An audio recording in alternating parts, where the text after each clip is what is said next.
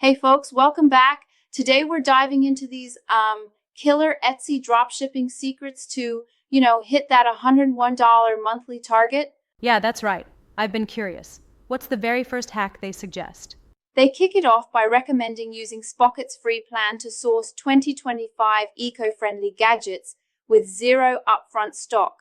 Yep. It's a neat way to start without any heavy investment.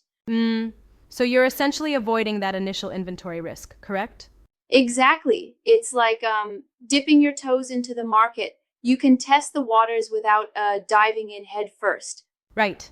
And then they talk about finding unique dropshipping products by scouring AliExpress's new arrivals for those 2025 trends, yeah? Absolutely.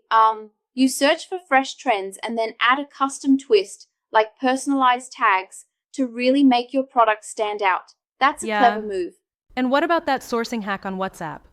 Offering a 10% discount from suppliers?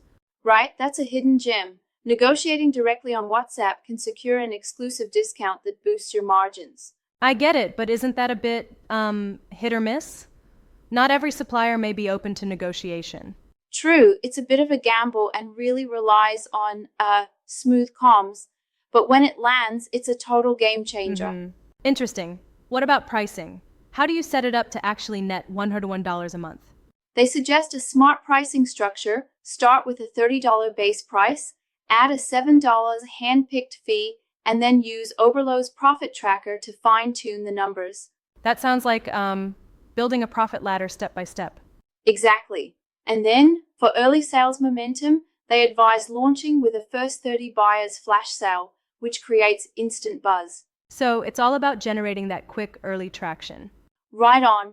They also stress the importance of a behind the sourcing story video link in your listings, which builds trust and really draws in clicks. Yeah, Trust is huge in e-commerce.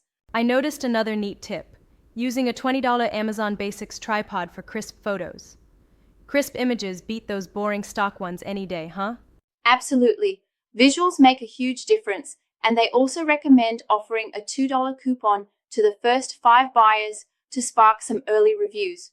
That's a clever tactic for jumpstarting reviews and building social proof. Then they move on to seasonal twists, like pre-listing 2025 Christmas ornaments in November using a waitlist strategy to lock in buyers. Listing ahead of time is smart. It creates anticipation. Exactly. Plus, there's competitor espionage using SaleWho's free mode to track rival dropshipping niches, which helps in adapting top-selling trends. Spy tactics sound bold, but if done right, they can really give you the edge. Right? And don't forget that unique SEO trick, tagging products as a rare 2025 find to pull in those trend hunters. I like that. A little twist in your tags can attract a niche crowd.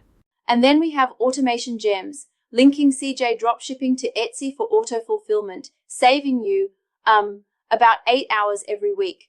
More time equals Yeah. more growth opportunities. Plus, reinvesting 20% into high demand dropshipping lines and pairing that with a niche YouTube review really drives organic traffic, right? Exactly. It's a full ecosystem combining smart sourcing, pricing, marketing, and automation, all to hit that $101 target month after month. Wow, that's an impressively comprehensive approach.